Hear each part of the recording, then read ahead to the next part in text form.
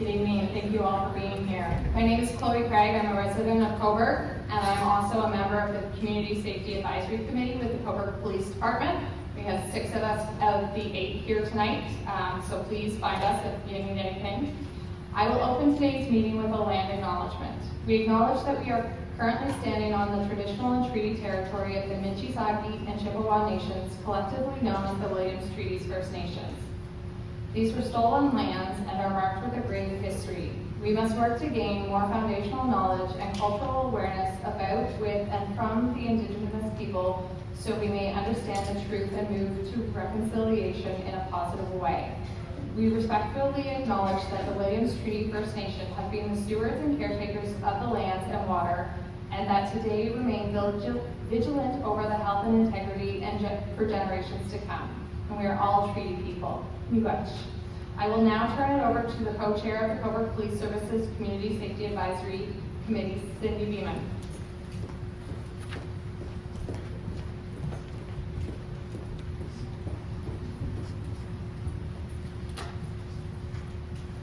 Thank you, Chloe. Welcome, everyone. My name is Cindy Beeman. I'm the co-chair of the Community Safety Advisory Committee. Now, I know you're all scratching your heads and saying, what the heck is CSAC? Well, CSAC is a committee that has a mission that says that it is to create a mutual partnership between the community, yourself, and the Cobourg Police Service. We will work collectively to create an environment of trust and openness to stimulate dialogue that results in a safer community. CSAC believes that the only way that we can work together as a community to create a safer community is through strong communication. Your voices matter to us and are important to the mission in order for it to be met. Part of this is hearing from you tonight. We have members here, and you will see us all with our little tags. Please feel free to address any questions that you have of us tonight. You are welcome to chat with us tonight or through social media, which will be set up soon, and you will all be advised on how to reach us through that. Finally, as we strive to create and maintain avenues of open conversations, we are recruiting more members into CSAC. And this is to ensure that the whole community is represented. Thank you so much for coming out tonight. And now I would like to invite the chair of the Cobourg Police Services, Dr. Ron Kerr, to the podium. Thank you.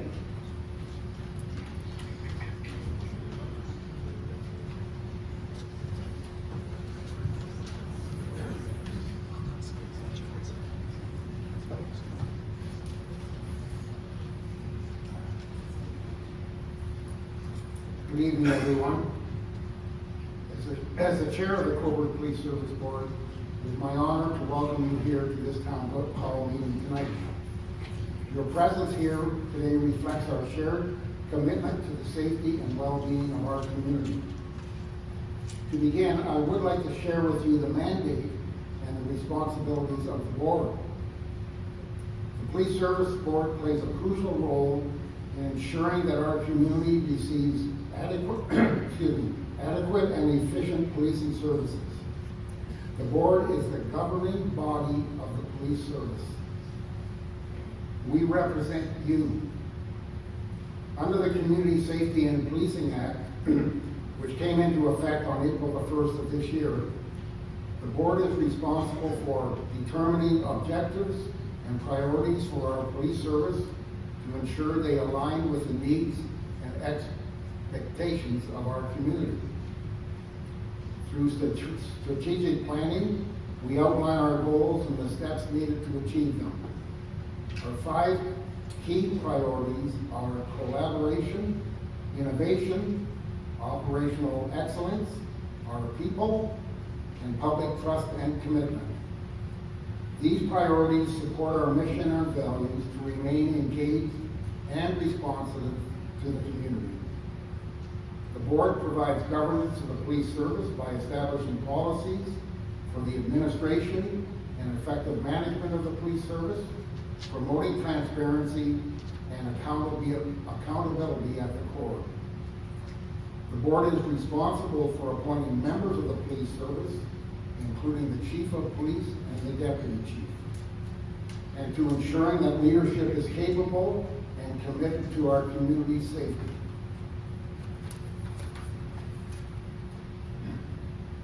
The goal is to build a positive and productive relationship with Chief Randegraft and the members of the police service as they execute the plan to ensure safety in our community. There is no denying that the landscape of our community has changed over the years, and it will continue to change as we grow and welcome new residents and new businesses to Cobourg. As a board, we need to understand the evolving environment and context police work within and comprehend local and provincial trends to be adaptive, providing the tools necessary for adequate service and playing our part in addressing community safety. As a board, we remain committed to serving the citizens of Cobourg to the best of our ability. We are well aware that some people here tonight hope to hear more about the anonymous letter that surfaced over the weekend. Excuse me. The board called a special meeting on Monday morning and reviewed the full letter and found the allegations troubling. The board has referred the letter to the Inspector of Policing, and we will cooperate fully with any review concerning the facts and allegations made. The Inspectorate has a number of options available to them. We encourage the member who wrote the letter to come forward to help us understand things more fully. The board hopes that any member who may be experiencing workplace issues will come forward so we can continue to make positive changes. We are now waiting for the next steps and direction from the Inspectorate of Policing, which will take time, and we ask for your indulgence during this time. Any updates to the public will be provided when appropriate as we move through the process. Tonight, we want to hear from the community. Your participation in this meeting is invaluable, and we look forward to hearing your thoughts and suggestions. Together, we can work towards a safer, inclusive, and resilient community. Thank you.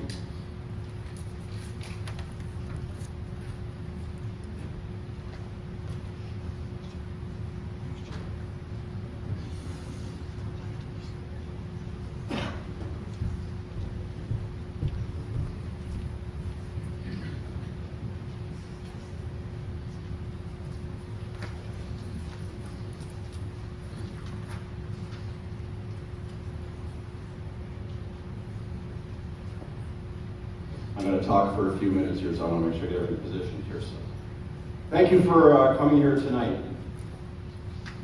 I stand before you at a pivotal moment for our community. For the last 15 months, we have experienced something that has never been experienced here in Cobourg, but has been the reality in many other communities. This is a moment where we must not only openly express our concerns about crime, safety, and the future of Cobourg, but to know the facts about the situation and what is being done about it. As your top law enforcement officer for the town of Cobourg, I felt it was important to update the public on where things stand, as well as provide residents the opportunity to express their questions and concerns. I understand the sentiment that many of you feel, a desire for a chief who will take a strong stand against crime and prioritize the safety of our families and friends. Whether it's the theft of personal belongings, the worrying of increasing violence, or unease that comes with a general sense of disorder, These are all valid concerns and need to be addressed. I want to assure you that to the best of my ability as chief, my top priority is that you feel safe in your homes, walking our streets, and enjoying our parks. Your call for a tougher approach to crime reflects a basic and deep-seated need for security and justice in our lives. Your voices matter, and I want to assure you tonight that I am listening. However, as we advocate for a strong law enforcement response, we must also engage in thoughtful discussion about what, quote, getting tough on crime truly means. A strong law enforcement response must respect the rights of everyone, stay within the boundaries of our laws.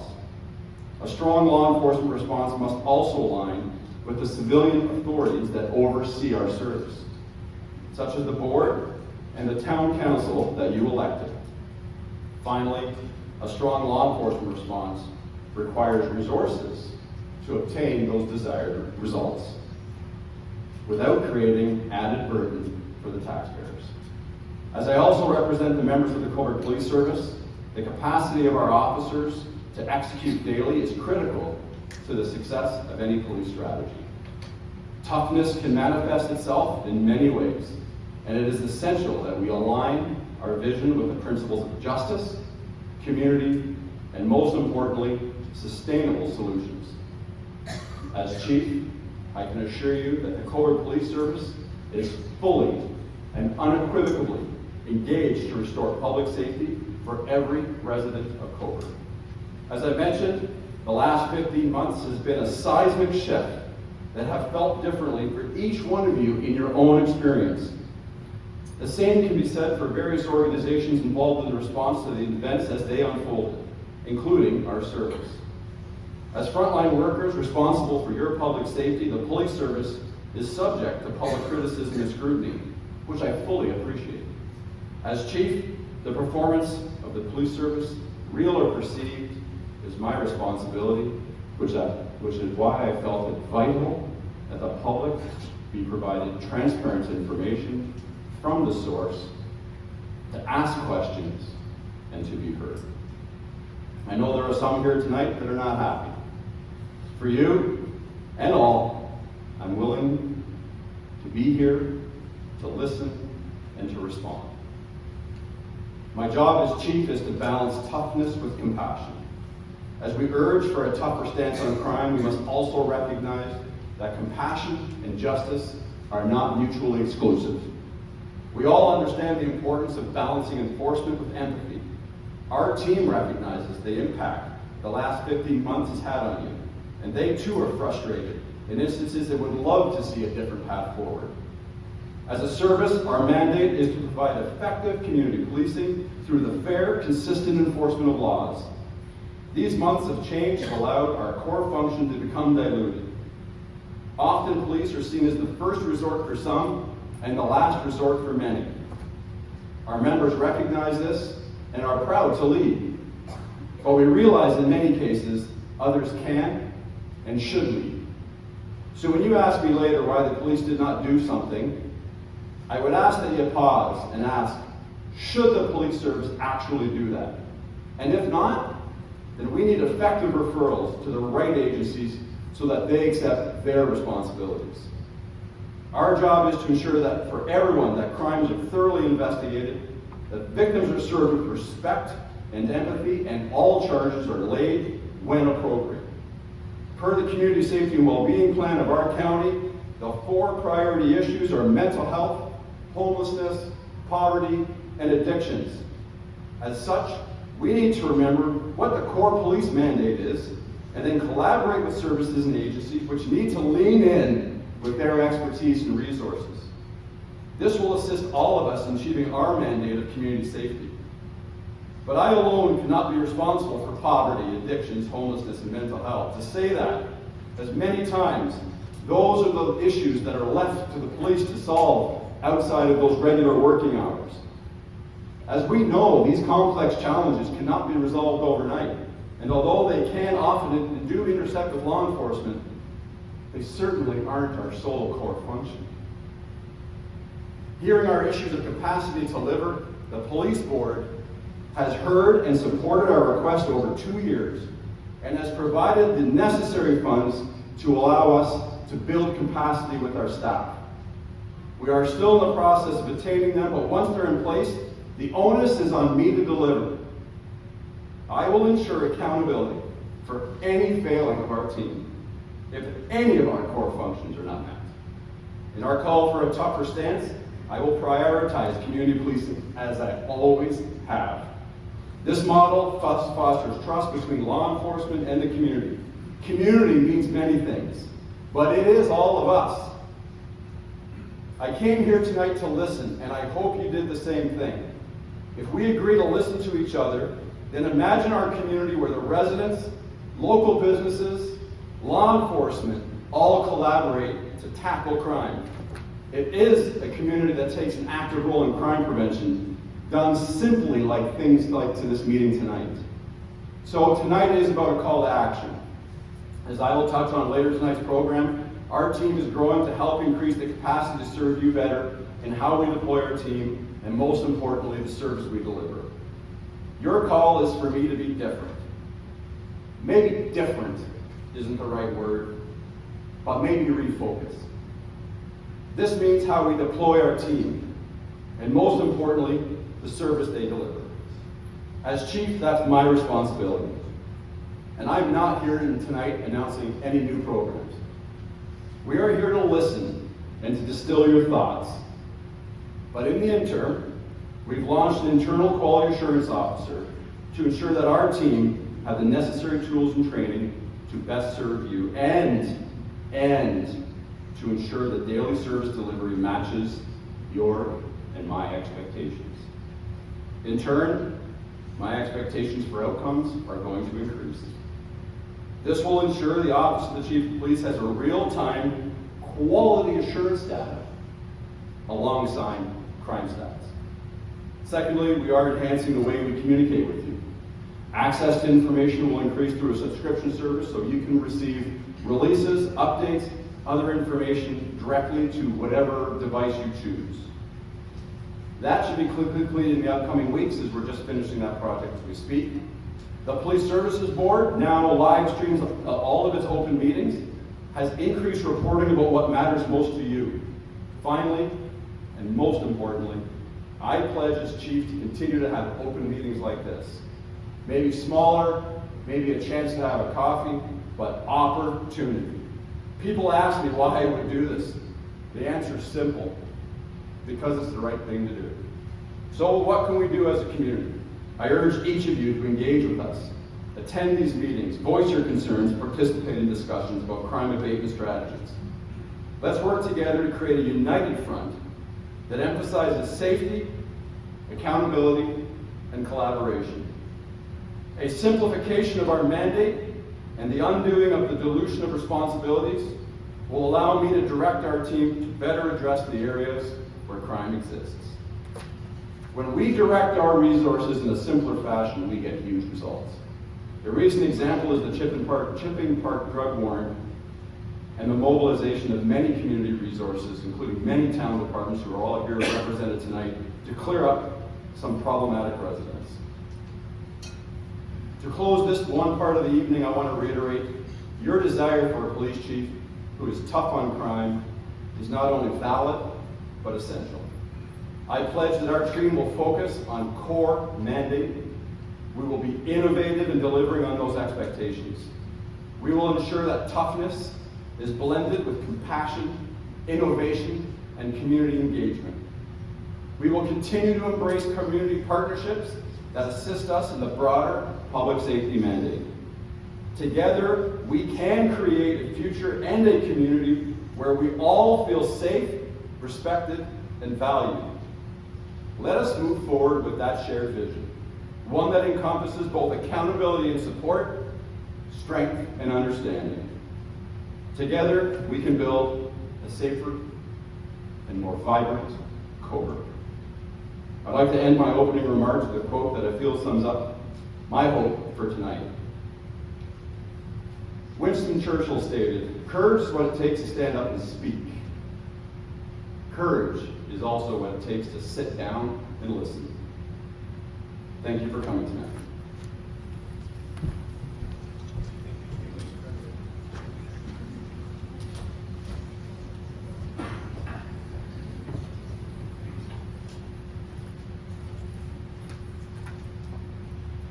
Good evening, everyone. I'm Staff Sergeant Bambridge. I'm in charge of our Operations Division of the Cobourg Police Service. We will now be opening for a question period, but first I'm going to go over some of the ground rules. As we enter the question period, it's important to maintain a respectful, constructive dialogue.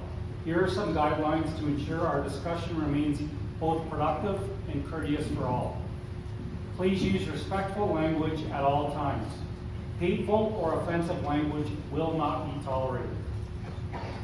Engage in the discussion with an open mind and a willingness to consider others and others' perspectives. Keep your questions and comments relevant to the topic at hand. This will help ensure that the discussion remains focused and efficient. Our categories tonight will be the encampment, crime, the budget, and finally traffic and road safety. Chief Van de Graaff will open each category with a brief introduction to the topic. We want to ensure that everyone has a question for the Chief has an equal opportunity to ask that question. Please wait until others have asked a question before you ask a second one. If you wish to ask a question, you have the option to come to the microphone, which is located in the middle of the room. If you prefer to write down your question and have it asked on your behalf, please complete the question form on the back of the agenda and submit it to a Community Safety Advisory member or a police member circulating around the room. If I could just ask the Community Safety Advisory members to all put their hand up so they're easily and readily recognizable. Thanks, team. They all have pens for your use as well. Each person will be given 1 minute to ask their question. When there are 10 seconds left, you will be given a cue by Lisa, who will be holding a blue paper. The Chief will then provide his response. After the Chief has responded to your question, we will then move on to the next question. Finally, you can submit a question for follow-up later or after tonight by scanning the QR code, which is also available on the agenda. I will also be around, and I have a number of business cards. If you have a question that you don't want to ask tonight, please see me. You do not have to tell me your question tonight. I will give you my business card, my email, my cell phone is all on there. Please reach out to me. I will now invite Chief Van de Graaff back up to introduce the first question period on the topic of the encampment. Thanks, staff. There's been much speculation and misinformation about the situation at the encampment and plans for its dismantling. I want to take the next few minutes to provide you with the information I have to bring everyone up to speed on where things stand. As of today, there are 3 people actively living there. 2 more people were connected with resources for shelter with county outreach yesterday. All 3 actively staying in the encampment have connected with county outreach and our HART team, Sergeant McDonald is here tonight, and know they will have to move in the very near future. We've been advised that they are working on their own plans for moving. Like you, I see that there are many more tents. Largely, these tents are empty or used for storage. As of today, I messaged Infrastructure Ontario to see what their intentions are for cleaning this up. Collectively, our service and other organizations are working very hard to end this encampment through choice and have been somewhat successful so far. Like many things, sometimes that last mile is the toughest. As you know, the opening of 310 Division has its issues, and I'm not going to comment on that other than to say, with the lack of appropriate alternatives to living in a tent makes policing that much more difficult. We are aware that the dispersion of the residents from Brookside is creating new sites in various areas of our town. So let me be clear on this next important part. Setting up a tent in a public place is not a violation of the criminal code, but it is a breach of municipal bylaws. With that said, Cobourg Police Service will unequivocally support the actions that the town deems necessary to address these public security concerns, but we do not have the authority to arrest people for being homeless. I'm fully committed to avoid the repeating of the last 15 months, but that will require effort among various levels of government and community agencies. As for the sale of Brookside, that's outside of my circle of influence. We will work with the new owner to ensure the owner's rights and responsibilities are fulfilled. Should the new owner make a lawful request for private property, we are prepared to act on that lawful request. The preferred approach is to wind the encampment up voluntarily, and it looks that it is what is happening today. I will now take any questions or comments from the public on this particular issue.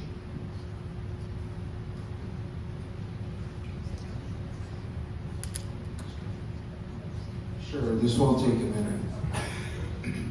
As you stated, Chief, we've been at this for 15 months now and seen Canadian residents born and raised in this country living in abject poverty.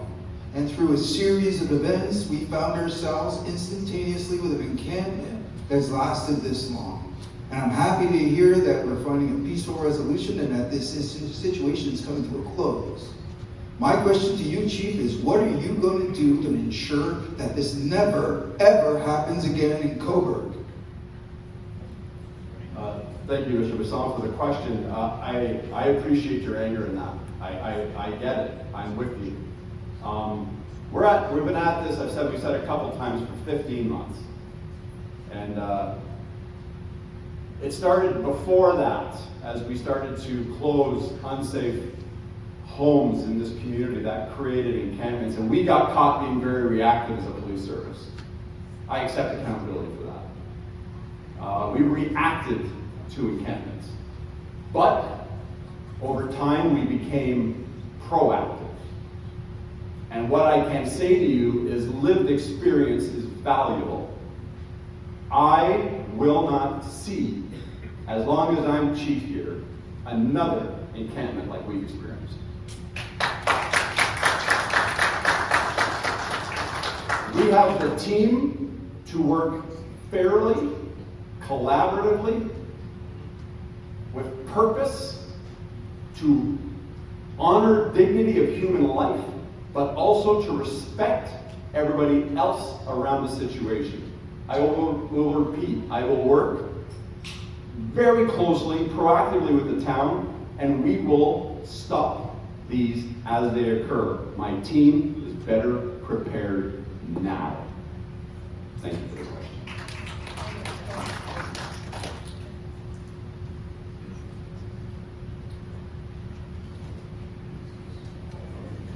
I got plenty of these.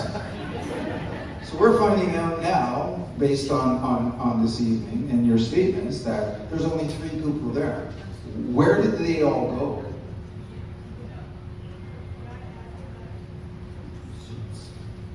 I'm sorry, I believe this is, can you add to that? Sure. I think that's allowed. Scott? Yeah, okay. Sure, Chief. I live very close to the encampment, and I've been observing the dispersal of residents from the encampment to houses in my neighborhood. And I've gone, and other residents have gone, to the police service to bring this question forward. I was told somebody would call me. No one did. I've gone 3 times on this issue to say, what's the plan, what's happening, how do you prevent these drug dens from taking root in our community? I live where I can see them coming in and going out twice a day, in the morning to pick up, in the afternoon to deliver cash. And I've had a truck come across my driveway and look in my window, because it's the kitchen window and it faces out, and look at it. Because I had the temerity last week to actually confront one of them and say, what are you doing in our neighborhood? And she said, I know where you live. So, I go to the police and I say, here's what happened. They said, someone will call you. No call. I've had my backyard invaded. I've had people come into my house because I had regular appointments taking me across the encampment on King Street twice a week, back and forth. They knew me, I knew them. And they knew when I was going to be out. And those 3 yard invasions were to find my house key, which they found eventually. I didn't know they were doing that. And the only reason I realized they had found the house key was the third time I came home early. And I see a guy from my door, I can look up to the backyard, jump the back fence. And I'm thinking, okay, now we better look around. Sure enough, they'd used my showers, they'd used my toilets. Dirty, not flushed, not washed. Okay. And I'm saying, all right, I get the police audit. Thank you very much, really helpful. But I have to put up the money and the expense to put all the security lights in, to change the locks on the doors. I have my yard lit up.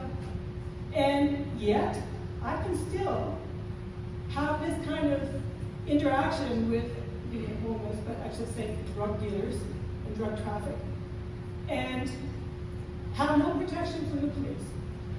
I walk by there, I've been accosted, people stand in my road, blown out of their minds, yelling at me for stealing some of their stuff, wanting it back,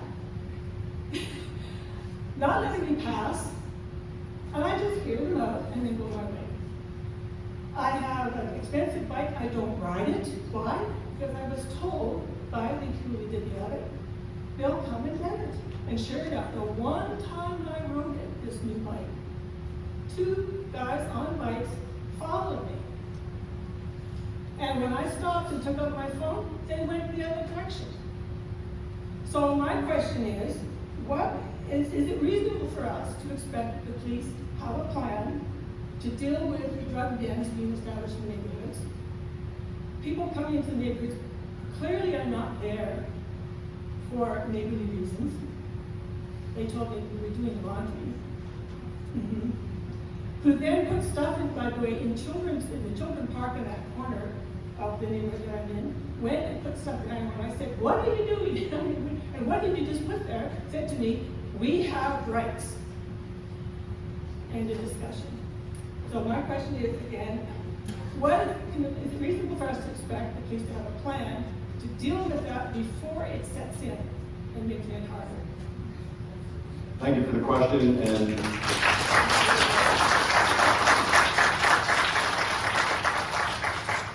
Mr. Basson, where did they go? So I have 2 questions. First off, ma'am, I don't catch your name, but Staff Sergeant Bamberge is going to give you a card. When I hear about these issues of police accountability tonight, I'm not going to defend, I'm not going to argue, and I'm not going to make light of it. I'm going to accept. I'm going to listen. Scott's going to connect. And we're going to see if there's a room for improvement for my team. You'll hear a bit later of another experience of something I encountered on the weekend. So the question is, where did they go? Mr. Basson, they went to that lady's neighborhood. I don't know where they went. I don't know who they are. I never set foot in the encampment. But I can tell you they went somewhere, because prior to encampments, they were somewhere. So our obligation now, ma'am, to your question, there you are, sorry, I lost you. What do we do? Well, we do the best we can within the parameters of our law to exercise our legal authority to get search warrants and arrest people, and you've heard of some of those most recently. So we do that. We work very collectively with the town, because it's amazing when you bring many people to work, how easy the job is. And in fact, fire safety is a great avenue for us to ensure that there's safety for those people who are living there. These are human beings that have nowhere else to be, so they end up being somewhere. And sometimes those locations are not safe. We use public health to make sure that the situations are safe. We use Lucy to make sure that there's not power issues that have fires that cause harm to your neighborhood or to the people within that house. We use emergency management. We use building standards, property standards. We use all of these tools to make things safe. Mr. Basson and I met originally at a meeting like this at Patel Crescent, and he was equally irate with me for the issues there. And we did it proactively. We learned after 413 Division. We learned after 351 John. We learned after, I lost track of them all now. But we'll learn for your neighborhood too. We are better for it. Scott has your card. We will ensure that we are moving quickly, expediently, and we had another neighborhood with this kind of blew up on, and the fact that the collaborative town team came together proved it. What I'm trying to say is, when we lean into agencies or organizations or partners who have more tools in their tool chest, then we have a better public safety message. But to your point, we've let you down as a police service. Scott's going to start that remedy tonight. Thank you for your comments and questions.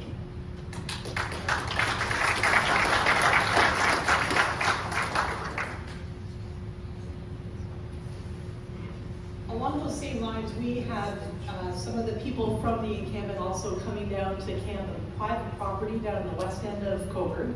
So you mentioned about when they're camping on public land, it's a bylaw issue, but this is happening on private land as well. And it's been going on for about 4 months, and we've also been in touch with both bylaw and the police services also. So it'd be interesting to know what you can do to address the issue on private property. We also have obvious known drug dealing going on also in that neighborhood. Unfortunately, in conversation with a lot of younger kids in our neighborhood, they have grown very interested in what is going on there, and that is one of the direct results of having these behaviors going on a daily basis. As recently as like 2 nights ago, someone came up into the neighborhood and they knocked on the wrong door, and their security camera caught them, and they were supposed to go down 2 doors down. So like, we know this drug dealing is going on a regular basis, and are there any anything that can be done to curb that known drug behavior, as well as removing the people from private land? Yes, thank you. Let's go to private land. That's the easy answer. When we're into a private property position, it's like the sale and current transfer of Brookside. It becomes a very different and somewhat easier problem to solve when it's private property. You've heard me talk ad nauseum about the Waterloo decision. It doesn't apply to private property. So if I have a private property, just like if you have your backyard and someone decided to set up a tent in your backyard, you can say, get out of my backyard. And that's actually easy for my team. They show up and they say, get out of the yard. Just get it. I'm not going to set up here, you're not allowed to be here, get going, and we have an easy, clear authority under the Trespass and Property Act to effect an arrest should we require it. So whoever the private property is, person, they have to call us and they have to say, get these people off my property. And that's where it starts. And if any of my team hasn't followed that simple, and there's a couple of them in the back right now, and I know they're cringing, if anybody hasn't followed that simple path, I'll be very surprised. That's the easy way to go. Now, what do we do about drug trade? Drug trafficking is something that is flagrant now. And what we have to do is be repeatedly visible. That's where I go back to having my team having the capacity to be visible. And I appreciate council's and the board's opportunity for us to grow capacity so that we can be more visible. Unfortunately, TV has done policing a real disharm because A, it's American laws, which aren't the same as Canadian, and B, it's just not that easy. So I am equally disturbed that kids are watching this and it's becoming normalized. So we have some work to do in that prevention space too, around getting back into the schools, and I really hope with a few more people that we can get back into the schools and really talk about the old VIP programs or the DARE programs or whatever it's called these days. But we got to get back into the schools. So I hope I've answered that question. Sir.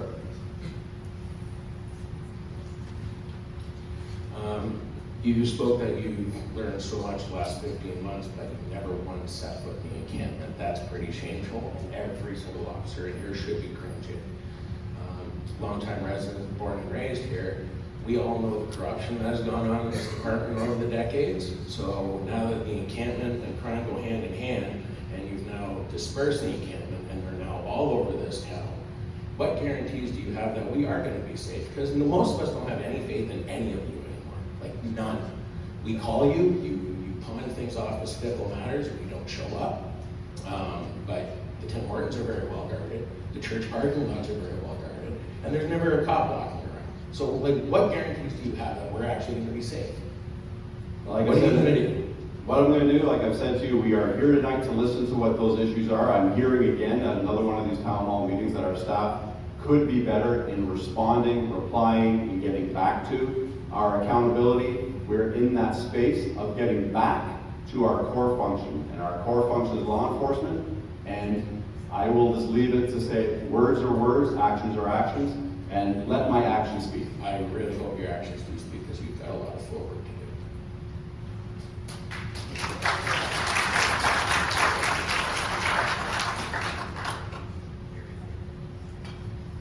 Hi. As well as the drug houses that are known to the community, there are also a couple of vehicles that the public knows are dealing drugs. We know the guy's name. He has a very distinctive truck, and he is all over town delivering drugs. And it's been going on for a long time. And my question to you is, if all of us know that, then why is there no arrest, enforcement? Is that the encampment regulation? Well, and he was also in the, I believe it was the Bank of Nova Scotia ATM room delivering drugs just a couple of nights ago. We know who he was delivering. If we know all of this, why is nothing done? Again, our officers work within the confines of the laws and the parameters of the law. So when and if our officers have the reasonable grounds to believe a crime has existed, I would expect them to take that information. I can assure you that if it is that obvious and that noticeable, our team would and should be engaging in that. So again, we need to return to that core mandate. We are returning to that core mandate, and I can assure you that sometimes it's just not as easy as one would say. We see it, we know it, we feel it, and I can guarantee you, if it was that easy, we would have, my officers would have an arrest every night. So, again, I appreciate your comment. I'm not making excuses. We will be far more in tune, not that we're out of tune, but listen, returning to the core mandate will help us get back to what we need to do better.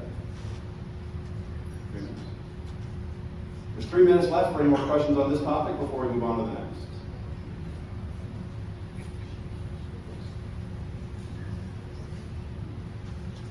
I went back and read the annual reports and the strategic plans.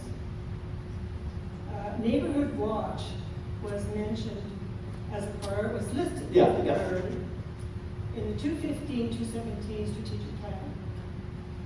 And that strategic plan had a report card that went through the priorities, what was done, what was not done, or may be done. And Neighborhood Watch showed that nothing had been done. That word, those words, Neighborhood Watch, didn't show up again in any of the subsequent strategic plans or in any of the annual plans. Our neighborhood is certainly interested in setting up a Neighborhood Watch, and I went to the police station to say, we're interested in that, to set up a Neighborhood Watch. What support can we expect? Someone will call you. Well, I'm asking my question tonight because no one called me, so I'm hoping to get an answer. Does Neighborhood Watch, is that on your list of things in terms of community partnership, community outreach? What support will you offer to neighborhoods on Community Watch? Or do you think it's effective? Neighborhood Watch is a program that's been around for many, many, many decades. And over time, our neighborhoods have become less joined. We don't know our neighbors necessarily as well as there was a time where you knew the neighbors, you knew all the kids that were on the street, you knew them, you watched them grow up, and then life changes, right? And things develop, so neighborhood watches change. And the old theory of a neighborhood watch, got the signs in the window, signs on the street corners, that time is an era gone by.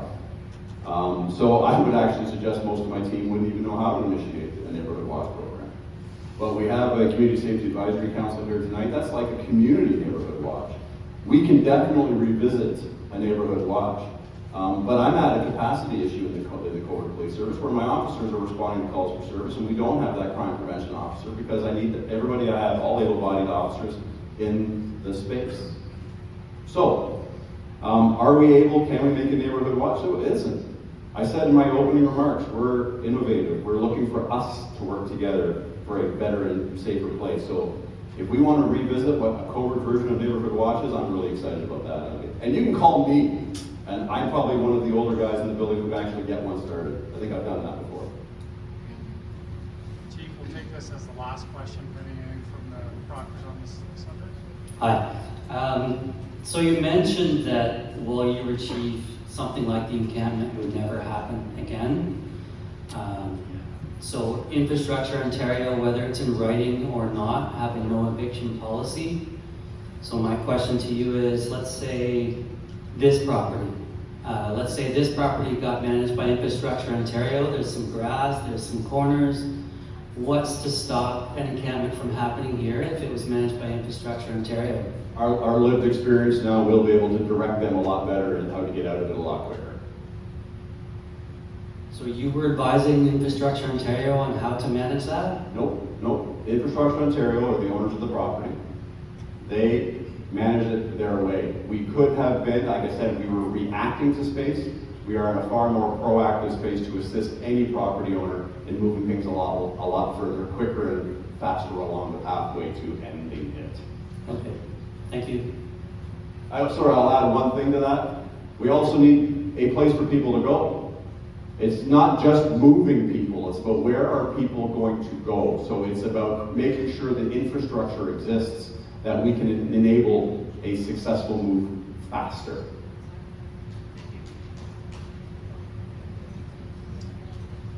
My comment is a little bit more at a longer range. If you've been listening to the news today, you'll be hearing a lot of talk about large numbers of people and the USA get across the border coming into Canada.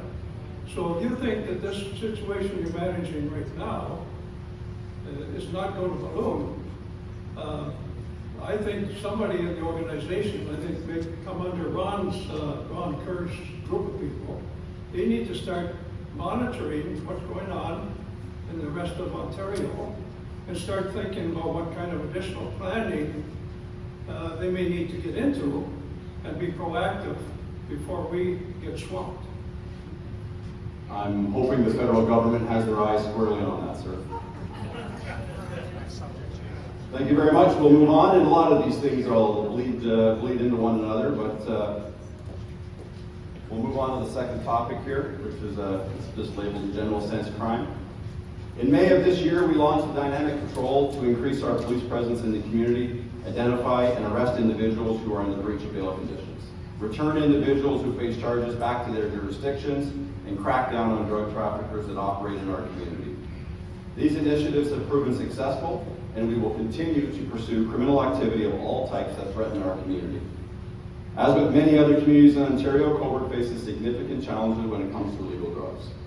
As you know, the distribution and use of illegal drugs brings with it a host of criminal and antisocial behavior, including violence, thefts, fraud, and public displays of intoxication. I am committed to addressing the most serious elements of criminality in our community, but I am also deeply concerned about the public infractions are the end result of drug and untreated mental illness. Let me be clear on this point. If you're a drug dealer or you're associated with organized crime, we will identify, investigate, and have you arrested. That's my promise. Keep in mind that modern criminals are sophisticated, which requires extensive investigation for a successful prosecution. Investigative complexity means it takes time and effort to fulfill the requirement of proving someone guilty in a court of law, which is very different than a court of public opinion.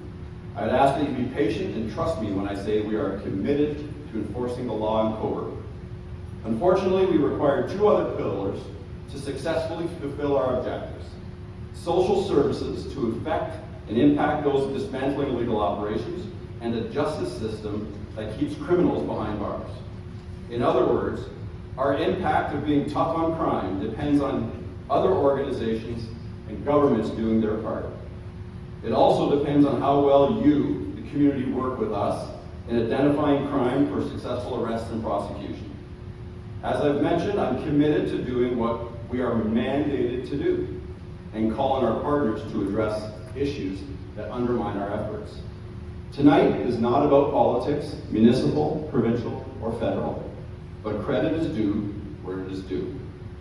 As chief, I am applauding Premier Ford and Minister Piccini and the Ontario government for calling on the federal government to urgently amend the Criminal Code of Canada by tightening bail legislation in order to keep repeat violent offenders off our streets.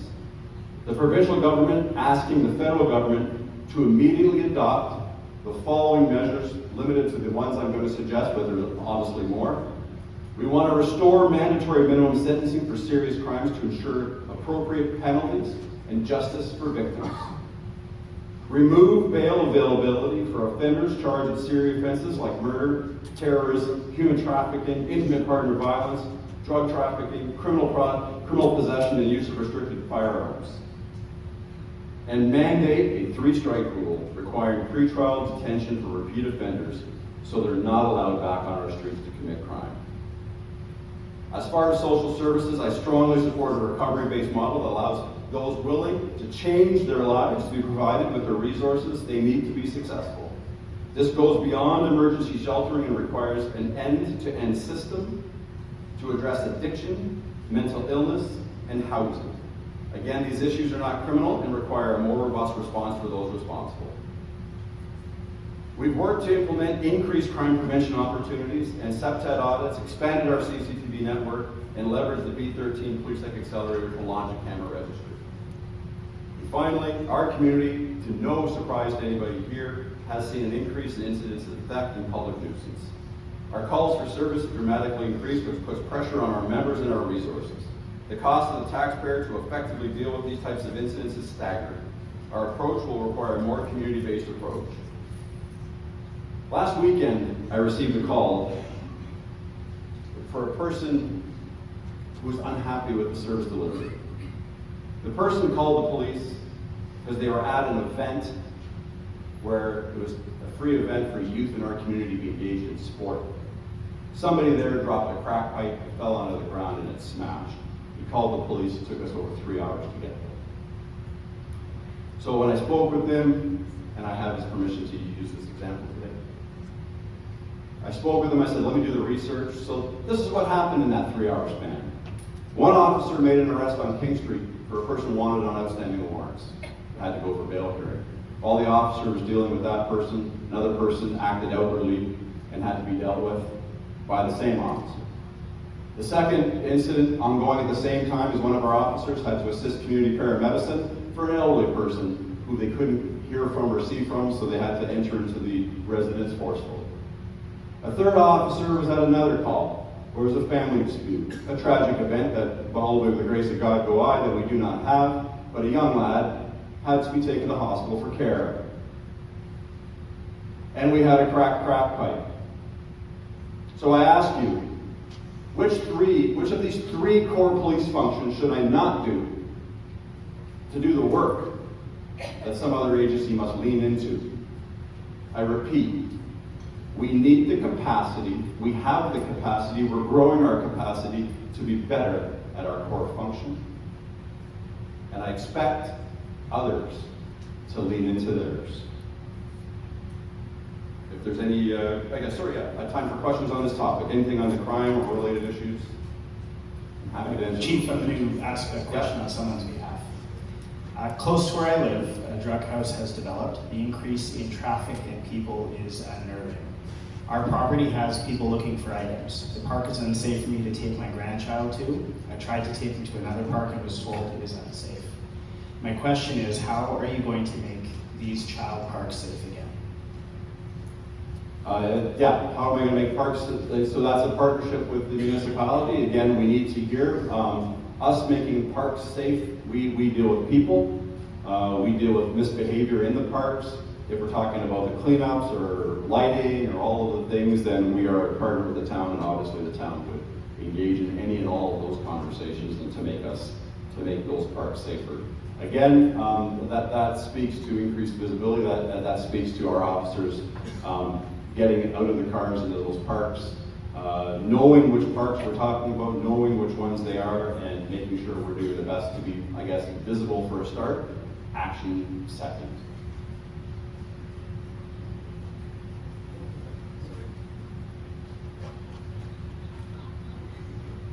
Hi, so you said you have currently have enough resources to do your core functions. Your published solve rate for theft under 5,000 for 2023, 21% or 22%. That's not good.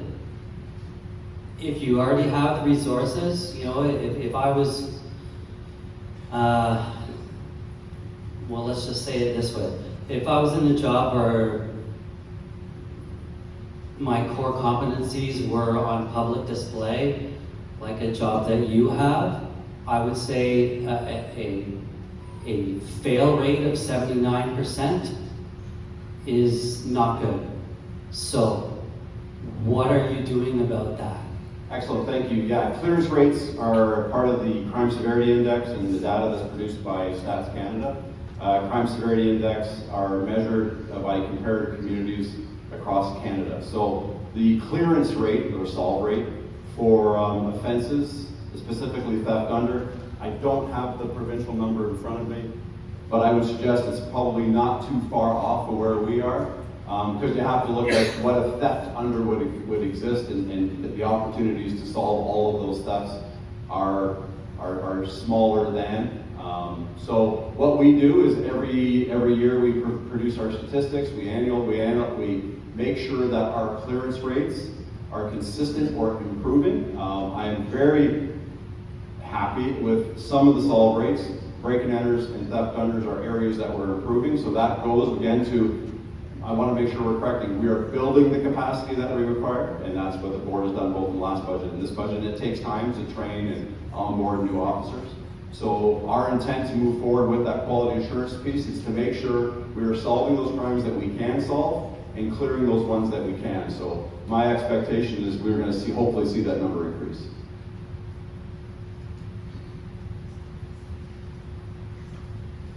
Hello there. I'm just wondering, with all the video we see of the people going through the cars at night, if I come running outside and slam the door on somebody's leg that's in my car and break his leg, what happens?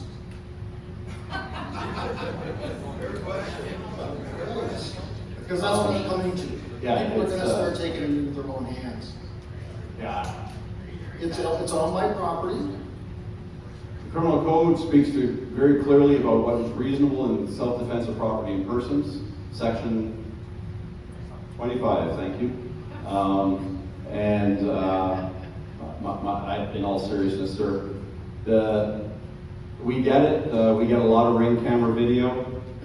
Some of it's good, some of it's not so good. Even when it's really good, sometimes it's tough to identify. We do our best, lots of bulletins. I'm not condoning violence in any circumstance. I would really ensure that you call the police. And in your scenario, maybe before you slam the door on someone's leg. I mean, we're doing all we can. Everybody's putting lights up, motion lights, cameras, locking all the gates and everything, and they're still getting in, and that's ridiculous. I always say, so for a short period there, when I was building in my home, I had to live in Peterborough, and I left my car unlocked, and it was rifled through, and I finally quickly realized, you know what, I'm not going to leave anything in my car that I don't like or care about. Don't let me finish before you should throw something at me, let me finish before you do. And I would rather than just take what's left in the car versus break my car and I have all that hassle trying to fix the windows and everything else. That being said, sir, you should be able to park your car in your driveway and not get up in the morning and have to look at ring camera footage or finding your car's gone through. So I get it, but it is something that we are dealing with across the country, and we are no different here, but we're working towards a better tomorrow. We're gonna call it the way it is. We've got a drug problem in this town, and what's happening is your capacity to be able to shut down places like Battelle and James and John and all these other things are contingent about the social services being able to handle the dozens of people that are gonna come out of these drug houses that are using them as shelter.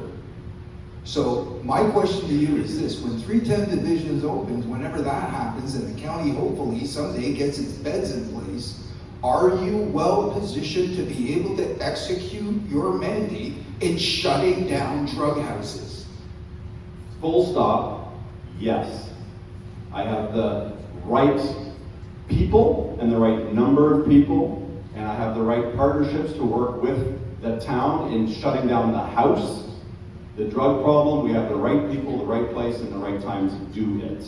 Again, you are not wrong. We started the encampment exercise by shutting down a residence that was an unsafe habitation for anyone. Regardless of what you think of people, what you think of their circumstance, the people that were living at Division Street, the other side of the street, and Battelle, John, Major, Meredith, we will shut these places down. They were shut one down Thursday, earlier this week, another one.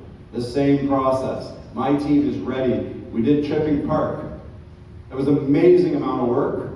We have great partnerships with the Port Hope Police Service, so when we need extra bodies, they're here. I am so proud of the work that my team has done, and we have more in the tank. You came into my neighborhood and shut down dealers that had illegal firearms, loaded guns. They had hundreds of grams of different types of drugs, and that was a block away from where my wife has a daycare, walks around with 6 little ones every single day. That took 2 months because we were proactive in our neighborhood. We know how to fight this. And we work collaboratively with the police services. It took 2 months instead of 10 years shutting down Battelle. I've been watching crime stats in my neighborhood since Battelle shut down. It's been night and day, but the creep is there. And if we don't start to stand up and work collaboratively with our police services, if they're ready to go, we need to help them. I want signs at every entrance point into freaking Chipping Park saying something like, "You're being watched."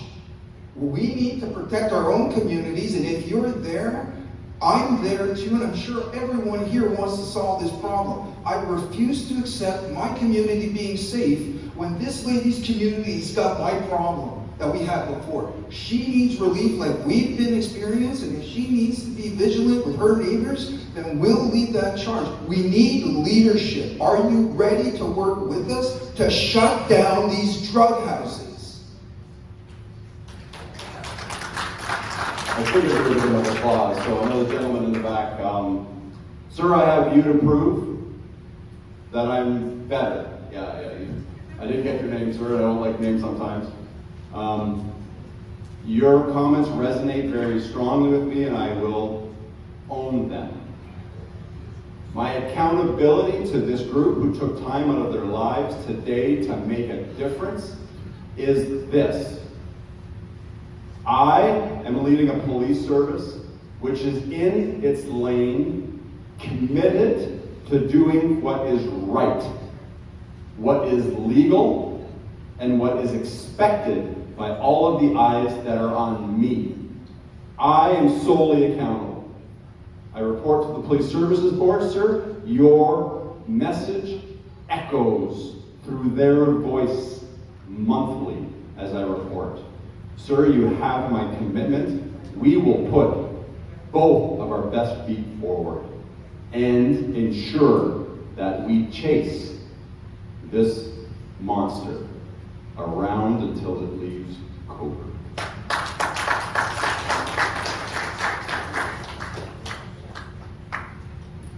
Thank God you're here, because I would have been talking about budget next. Maybe just to be honest.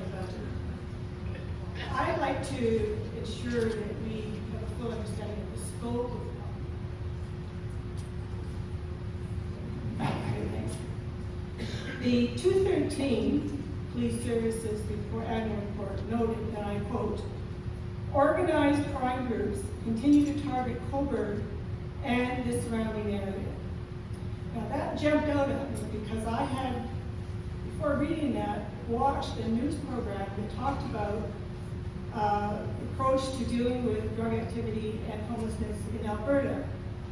And they said they received a report from the police services to them that clearly identified that organized crime, cartels with connections to Montreal and Mexico were behind and active in those drug activities within the cities in Alberta.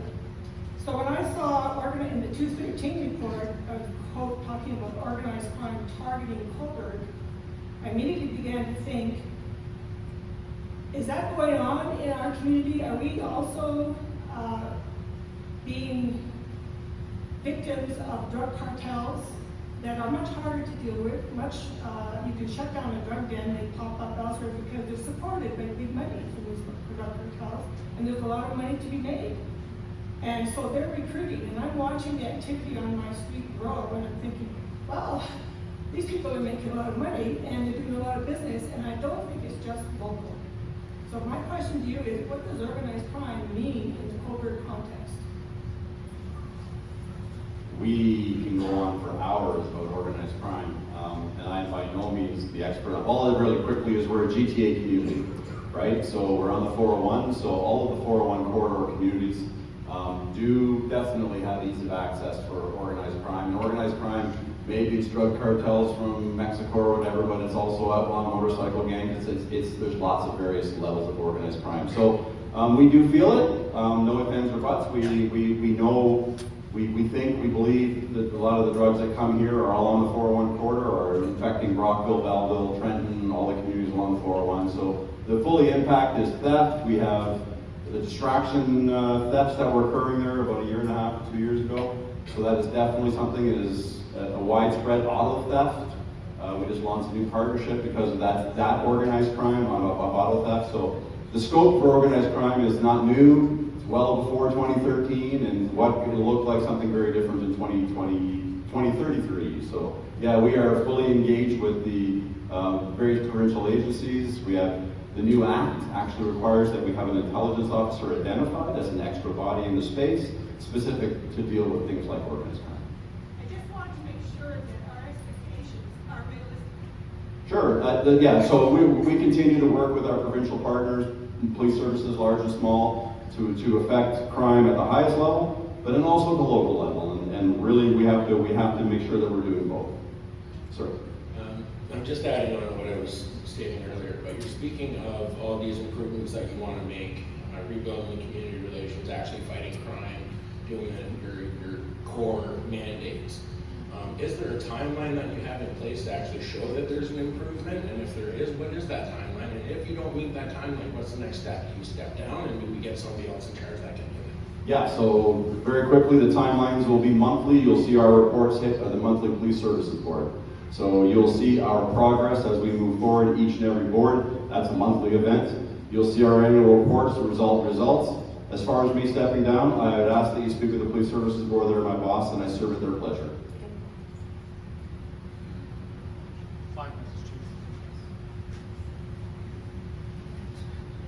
Okay, oh, sorry. We have one here too after. Okay. How big is the current police force, and within the force, do you have a team that's dedicated to just looking after drug crimes? You mentioned earlier about the 3 situations in the crack pipe. Were there only 3 officers on a shift that day? I assume, like, maybe you have teams. Actually, I believe there was 5 working that day, but some of those calls take 2 officers. Okay. Just the nature of the work. Again, I don't have the exact number. It could have been 3 or 5, but I think it was more like 5 on that particular day. So Yeah, we have a team. We are a criminal investigative unit, which handles all major crimes as well as specifically around drug and the organized crime and that kind of space. And our sworn complement, once this budget goes through council and is hired, will be 49 sworn officers. And you need more. You just talk to chair, again, more, but more isn't the right answer.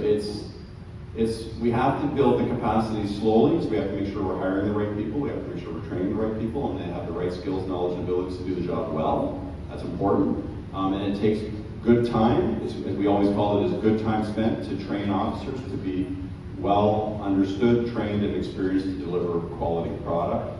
So as we move into that with more capacity, I think we can get back into school and do those things, but for a while we were just basically calls for service, answering calls for service. So I'm very confident that as we move forward in the next year or two, we'll have that capacity to do that.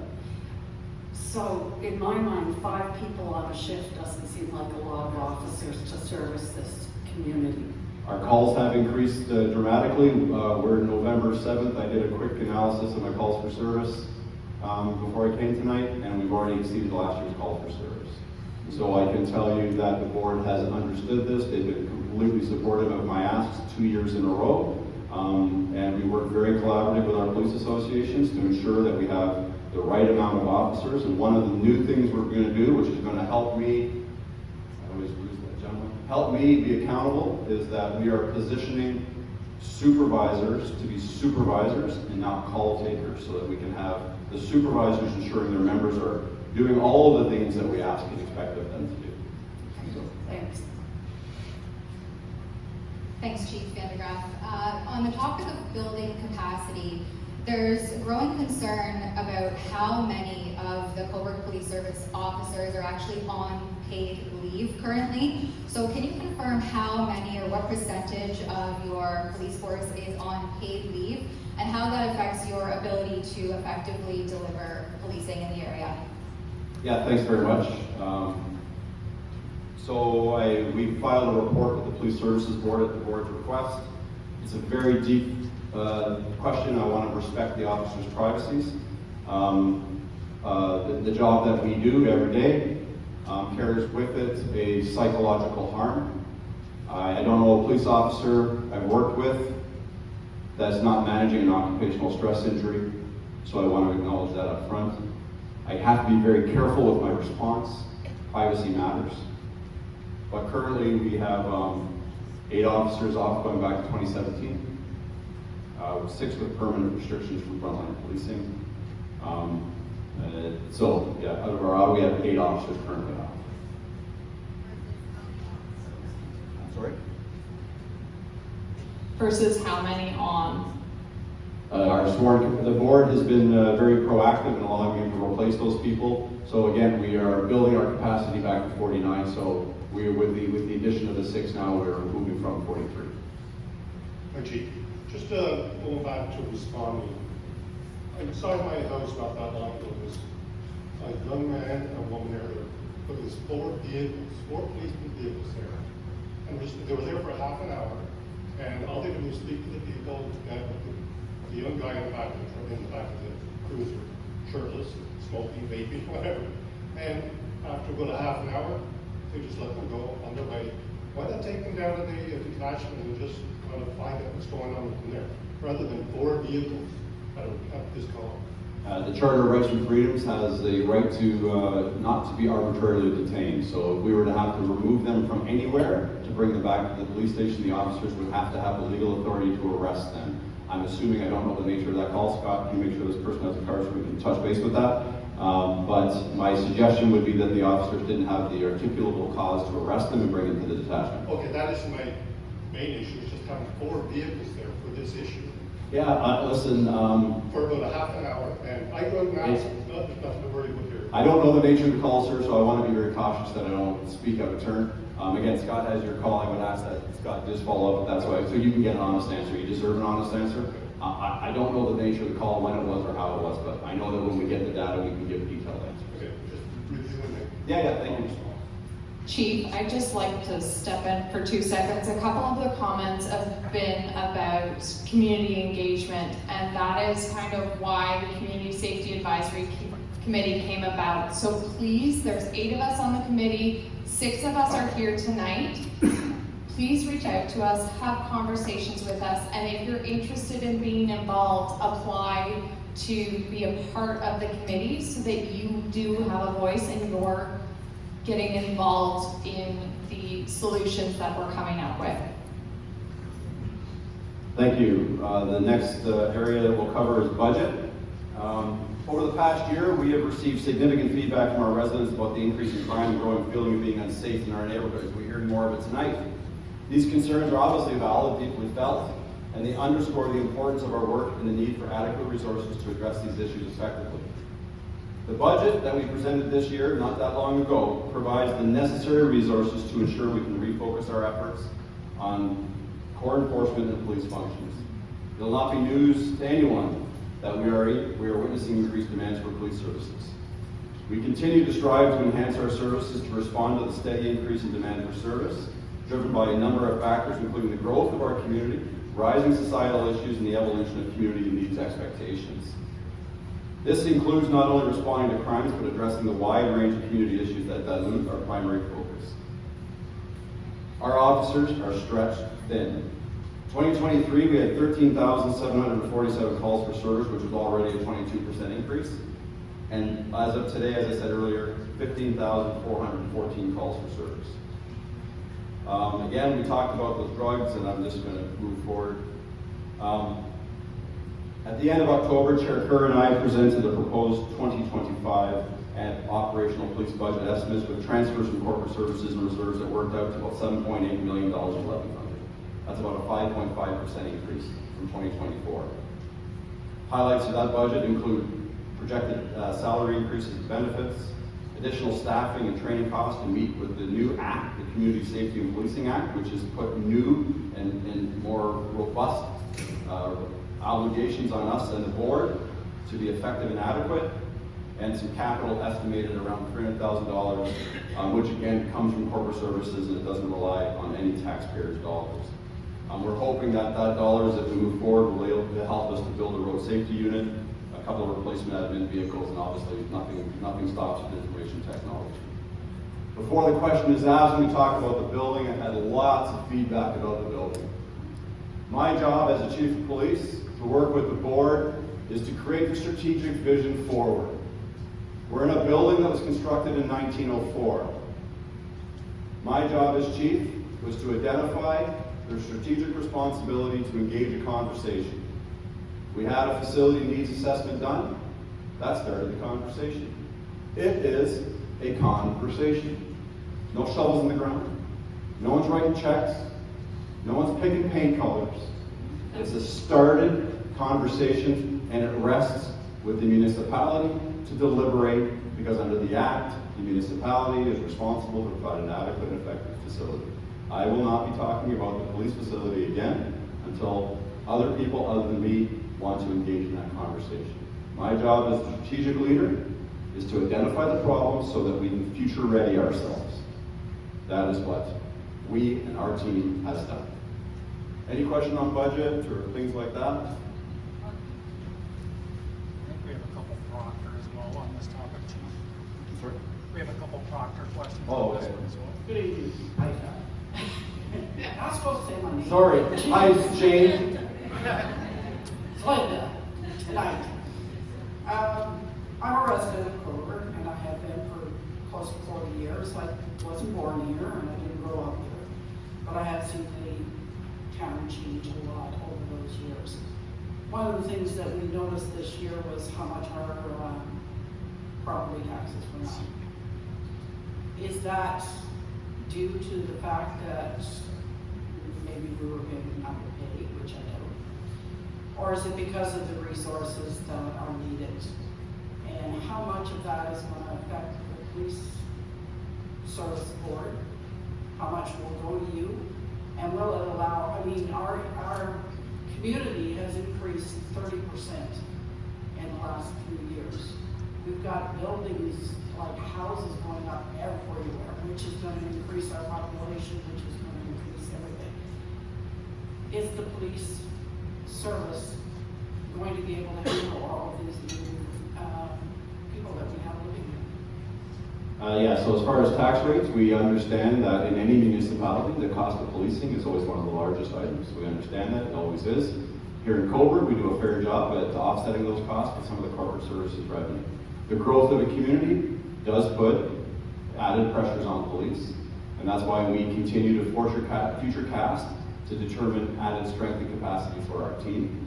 So as it sits today, we're better. As the next projected houses over the next decade tend to increase, one would think that there would have to be an increase or a change or a reimagining of what the numbers look like. So it's hard to say, to be quite honest, but I can tell you that taxes are taxes, I guess, and we will continue to be future ready. Scott Proctor, question. Okay, is there a review of the recent anonymous letter, and if so, who is paying for that? The question has been answered by the chair. Any further comments that I could possibly make in relation to that might interfere with the inspector of policing, so I will not be talking about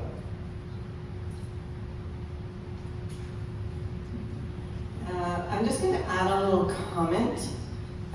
We all know that there will most likely be a provincial election coming up early in the year, and maybe a federal election coming up not too long after that.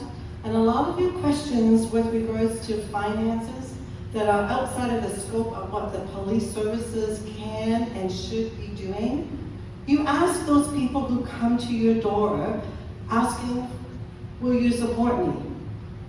Ask them what they're doing for social services, addressing the people who are homeless. Ask them what they're doing about increasing budgets so that the police services can have the numbers that they need to keep us all safe.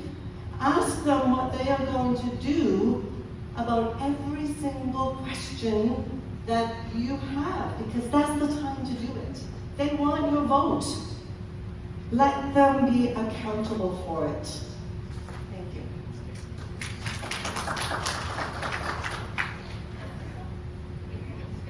Talk some numbers here, Chief. I'm sorry? We're going to talk about some numbers. Okay. Actually, what we're going to talk about is the concept of the taxpayer getting value for money. Millions of dollars every year are being spent in regards to policing services, and from the comments I've heard tonight and the many, many conversations I've had with business owners, taxpayers and residents in Cobourg, we are not getting value for money in regards to the way that your police services on the ground, the frontline workers, are interacting with the individuals that we've heard have issues and are being ignored. I was talking to one lady today, she was having an issue with her neighbor. It took 9 calls to the police for a simple individual on your team to take her seriously, walk over to the neighbor, tell him to knock it off, and it was the end of the story. 9 calls. Until one of your officers realized that they could just do something decent for a fellow citizen to end an issue that's been ongoing. Are you ready to ensure that we get value for money from the frontline people? And I respect them, because if they don't go to work every day, we're all in big trouble. Are we going to get respect for the taxpayers who are funding your operations through the service levels that we get? We want value for money. Yeah, value for money is definitely something in always in everything we do and what we want, but it's also in the perception of what value for money is. I can tell you that I truly believe the way we're restructuring our platoons is a tangible result that will result in value for money. Creating the quality assurance officer directly reports to my office, that I'm measuring quality assurance and crime data simultaneously, will ensure you're getting value for money. Value for money will be reflected in how we report these things to the board. Value for money is reflected in the men and women who come to work every day and deal with the same frustrations that you're feeling, sir. So, value for money, in my opinion, is there in Cobourg. Our officers do deliver, and we see, and I'm accountable to ensure they are value for money. Value for money is not having 9 calls to deal with one problem. Value for money It's not this lady over here being ignored and not getting answered. The value for money is not the guy at the Pioneer who, when he gets stolen, even though it seems not a big deal to the police officers, taken seriously. Will you send a message to your people on the ground that the taxpayer who's funding their salaries want to be respected because we're footing the bills? My officers very clearly know the accountability that sits in my office, and having the new officers who's here tonight listening to everything that's happening, I assure you my officers will hear what the community is saying is value for money. Directly. As I meet with them regularly, they will hear it. The expectations are there. My role is to deliver. I have a copy here of the absentee report that I picked up at the last police board meeting, and the number there was 13 off sick. Not all of those are officers. Oh, okay. But however, they still contribute to the operation of the Coburg Police Yeah, Service. sure. Like any business, we have individuals who are off on a variety of reasons, be it health concerns. Really, it's a privacy issue. I think the question was around the officers and how many officers I want to answer that. I just kind of want to leave it there. I think the officers who are off and or people who are not well deserve that privacy and respect. Yeah, I guess my other comment would be the length of time that some of them are off sick. I would encourage you to, when they come knocking on your door, Cindy's called the election tonight. When they come knocking on your door, ask the candidates what they're doing about reform to the WSAB Act. Okay.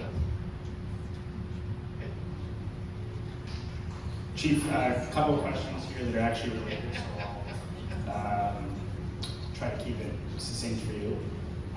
One question is around expansion due to increased population in Coburg. And the question related to that is, might there be a merger of CPS with Port Hope and OPP? That's a decision of councils above me. Recently, Coburg Council has sent a letter to neighboring municipalities. My understanding is the neighboring municipalities, I'm not sure whether it's exclusively or at least one, has decided right now they're just going to receive the information. Future amalgamations, whatever that looks like, that's for municipal councils to decide. I have this town to focus on right now.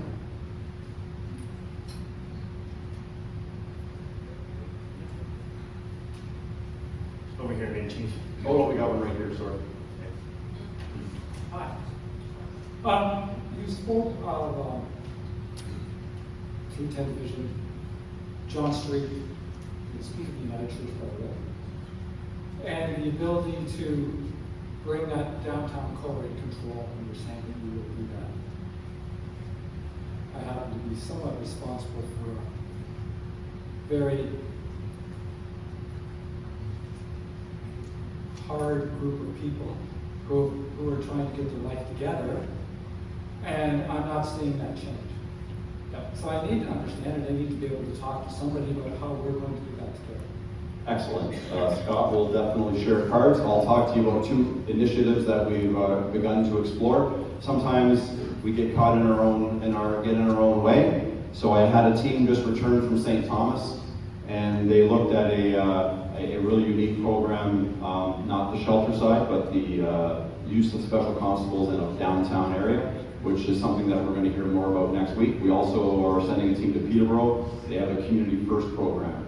We're going to explore that. I'm not a believer in going to a community and cookie cuttering anything from another community, but we're going to be looking at how we are going to better deploy to ensure that our downtown is and continues to be safe. There was some information out that somebody was asking me earlier, I guess it was later last week, about the amount of assaults, and I think we had like around 100 assaults overall this year, and 28 of them were downtown, so they're not like every assault in the community is happening downtown, and that's separating a lot of the other stuff. So we're going to move forward downtown, and any small town is always very important. It is the lifeblood of a town, and we understand that. It's the sustainability of the visibility. The downtown dynamic control worked, but again, it's that ability to sustain that for the long term we haven't had. We are now, like I've said before, we're starting to get that capacity, so I'm encouraged that we'll be able to do that. But Scott is going to work together, the community Safety Advisory Council is here to listen, the board's here to listen, council is here to listen, and together we will definitely make a difference, and I appreciate your offer of support. Yeah. Also, talking to real estate agents, which happen to know the community well, most of downtown is for sale. So if you really need a new police station, I'm sure there's a few. Again, I'm gonna park that. I started the conversation, sir. If you want to continue it, there's members of council here. I'll leave it to you. Okay, now, I have a number of people in my house that are school teachers. Now, there is a lot of crime within actual school rooms, started by students, that this doesn't seem to be able to be dealt with. I know that when I went to school, probably a century ago, half a century ago, we had police come in and talk to us. We had discussions about the integrity of our neighborhood, about who we were as people, about a number of attributes of the family, what was right and what was wrong. In your budget, I'm going to tie it back to budget, that's what I have. Your budget, which was $27.8 million, I believe you said? If I'm wrong, please correct me. It's not the, I think it was. Are you projecting 7.8, not 27.8. Seven. Okay, I was wondering, because I was thinking that was pretty lucrative, right? Okay. So Poor Ron Kerr just had a stroke. Yeah, I was adding up police cars and I thought you had a lot of them. So in your budget and when you forecast forward your strategies as to how you're going to look in 5 to 10 or 15 years, even though you probably won't be chief at that point, do we have 15 years from now, let's be realized. I think we went to school that same century ago, so let's I'll agree with that. I'll agree with you on that. So, do you have a forecasted strategy and do you have forecasted numbers? Because it won't matter who your political party is. Because the government's run on bureaucracy, the politicians play the part game. Right. So the forecast for our police service is what we started last year. We forecasted what we would need over the next 2 years.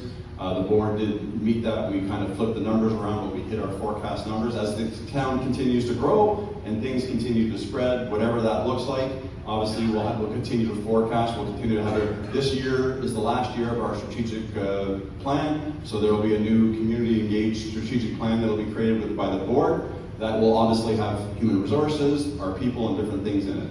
Your question around schools, we were at a point, as many services, let me go back here. We're so fortunate to live in Cobourg in some ways because our schools want our officers in the schools, and there's a lot of communities in Ontario who don't want the uniformed officers anywhere near the schools. I hear regularly from principals and teachers that they want to see our officers there both in a response model as well as a proactive education model. We are, again, trying to rebuild that time and space where we can assign officers to that very important function. So that is in our forecast, and that'll be in our strategic plan. Okay. So if I call Staff Sergeant Bambridge, I will be able to get a copy of the strategic plan, the one you're going forward with? So the current one is on our website, you can grab that. The current one, we're just going to start developing it in 2025, sir.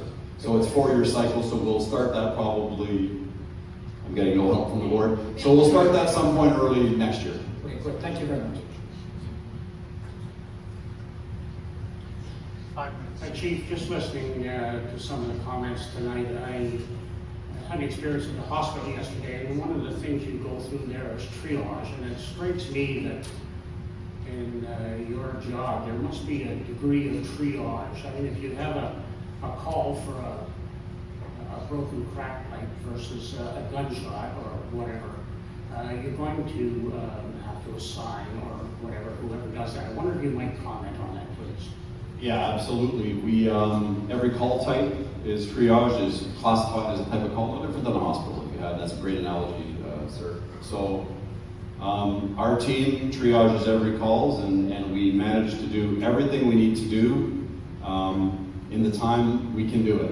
Some calls take 2 officers. This one call might have taken 4 officers. So we work with our dispatch and Owen Sound. They're our provider for dispatch. They know how to classify calls. We will hit those priority calls, and our response times for priority calls are better than expected. Our team does a really good job, and Scott knows exactly where I'm leaning. I can guarantee you why there was 4 cars at this particular call that I know nothing about, because it came in as a serious call and they all went. And then once we're on these calls, it's just a matter of getting to the next one. So we triage them, we provide reports, and we are going to start delving into that data a bit more. Thank you. Just to kind of lean into the last question I asked, I'm personally not concerned about the privacy, or I don't want to infringe on any privacy of the officers, but I think noting that so many officers are off dating back to 2017 lends to the culture of the Cobourg Police Services, and obviously that starts with you, and as we've heard here tonight, also this board. So how is something like that going to be addressed by you and this board moving forward to ensure that the Cobourg Police Service is adequately staffed and can deliver this mandate that we keep hearing about tonight? So 2016, the first responders PTSD presumptive legislation came in, and we felt across the country, but specifically Ontario, we felt the impact. The board was very proactive and allowed me to replace those officers who were off. We've embedded in enhanced partnerships with our police associations, both senior and the regular association, increased mental health availability through bargaining and through health benefits. We've increased a new mental health app just recently released. We have a wellness committee that just reported at the Police Services Board two meetings ago, maybe the last meeting. So we're doing all of those things to be better at how we handle and treat our staff. As far as replacing staff, it goes back to collective bargaining and bargaining agreements, and the board has been very proactive. The percentages of people, of police officers who are off in the province of Ontario is sitting around 20% regardless of the shoulder flash. So our goal is to collectively work with our police associations to reduce that number. I think that the letter that we saw, and I know you already said that you wouldn't comment on it, but there's some very clear language in there that is very likely to have come from internally at the Cobourg Police Service.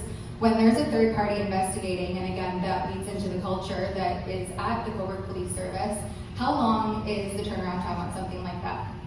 I have no idea, because we're in a new era with the inspector of police.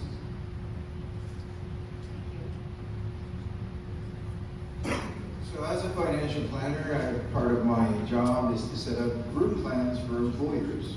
Normally in a group plan, when somebody's on disability, there's a 2-year own occupation clause, which basically says that if you can't do your own job, we will pay you disability for 2 years. And after 2 years, the valuation changes, and it's any occupation. If you can't do any job, then you're on long-term disability. I find it exceptionally interesting that police officers have up to 8 years of own occupation and fully funded benefits. Given the discretion that you have to hold, and I agree that they deserve their privacy, how much is this costing us? You have a $7.8 million budget.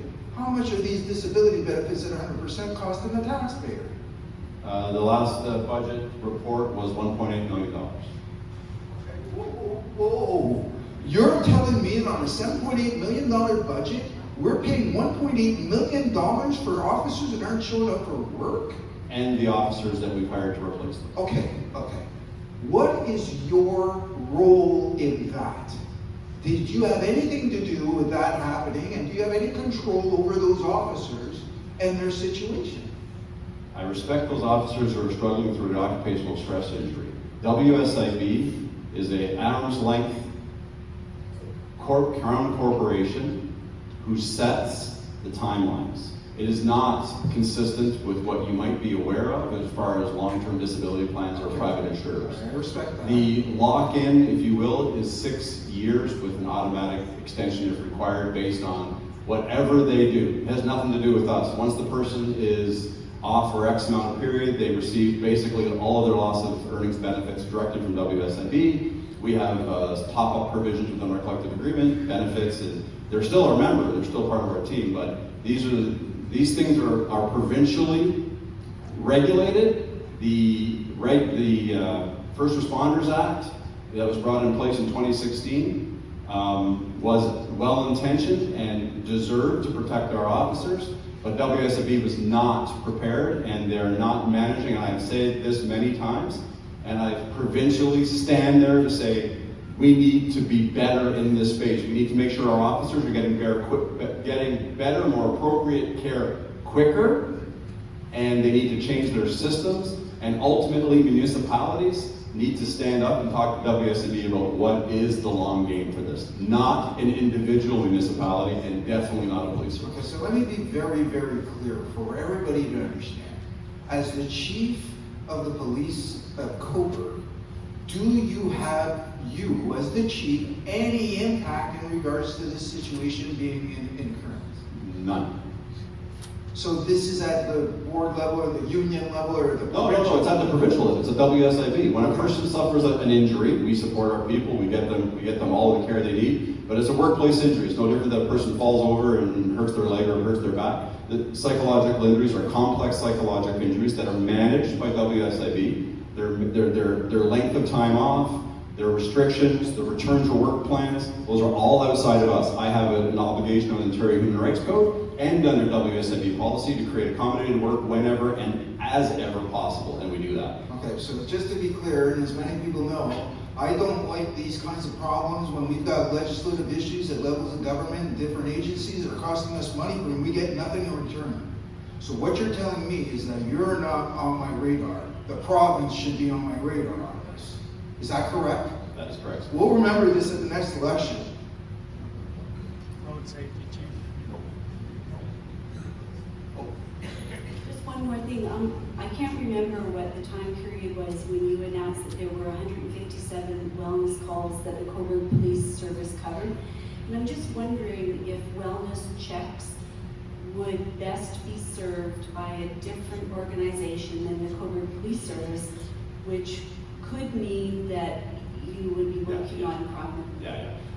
Depends what the wellness check is. A lot of those, if we define a lot of them, yes, you're 100% right. There are great best practices nationally, internationally about better people serving the wellness check. Some of them there's a safety concern about the safety for people, maybe a nurse or whatever. Our MHEART program, it's a great program where officers and critical health care, mental health nurses are in the same car. That's an example of what those wellness checks are. So, but you're not wrong. There is definitely a lane where others can lead and let us do different things.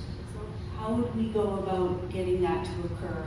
Who would we approach to see that that happens, to release more officers to do what I think what most of us would like to see is fighting crime in our community?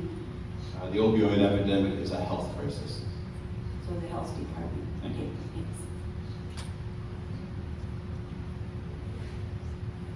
So dovetailing off the return to work, how many of those officers have you made modified agreements with? Like there are ways to, I guess, change the return to work culture.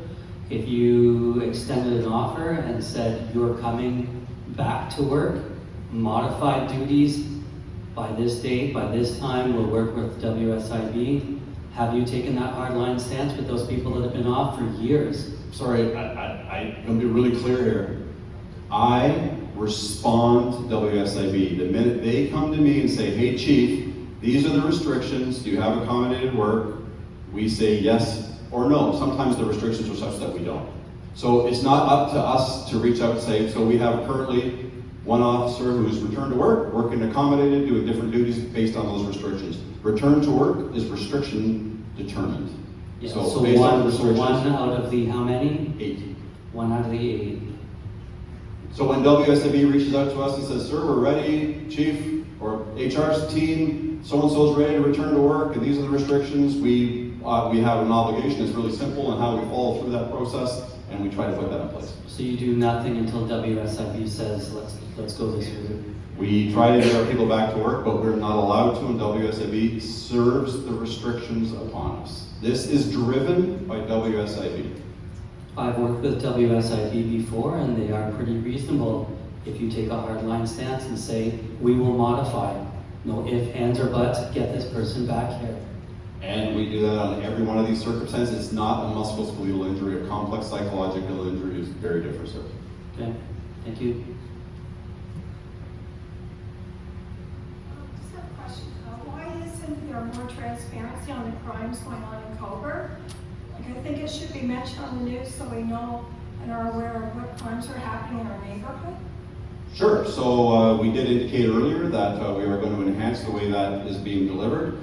It's going to be a subscription service. I'm not sure what exactly that's called, so that's going to become discussed at our next board meeting. We are going to be continually putting the crimes that occur and the stats and everything that we have. There's going to be going up. We're going to be changing a bit of the communication at the monthly board meeting. Our operational report sits at the board meeting every month, and it's available on eStrive. It's available on our website.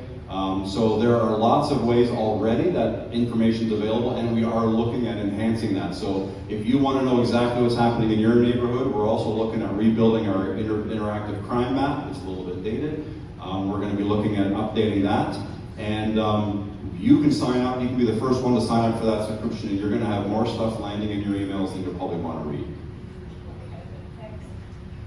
What about names? Releasing names?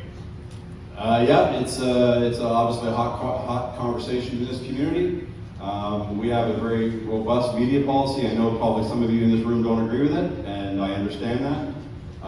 The board understands our position on the purpose of naming, why we name, and what we name. I think I've beaten that one up a fair amount.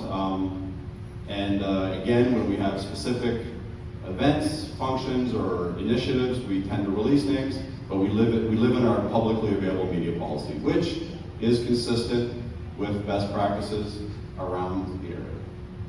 I just want to make a comment.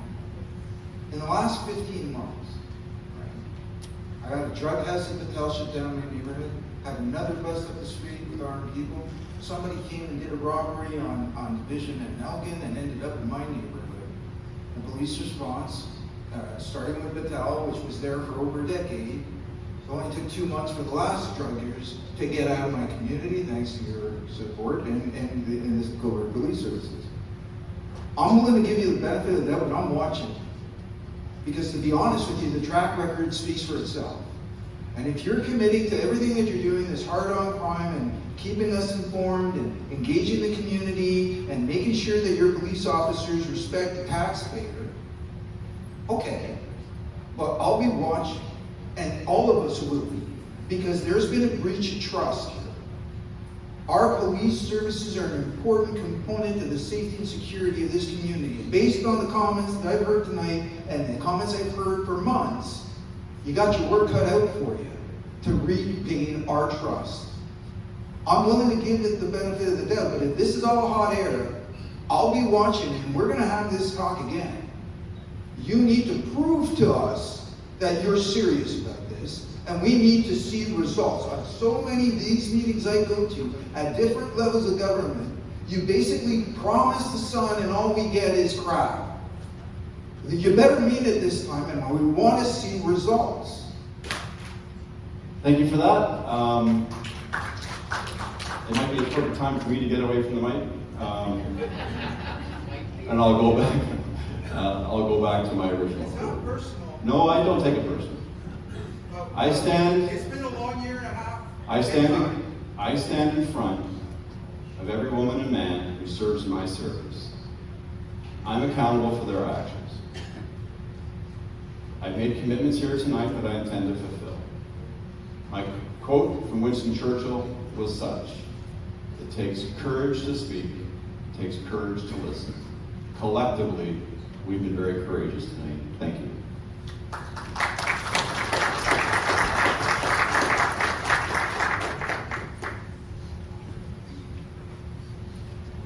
All right, everyone, just a few comments to wrap up.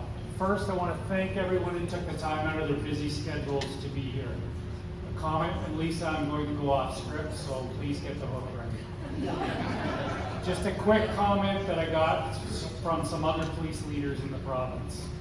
We have to be better, and we plan to be better. Trust me.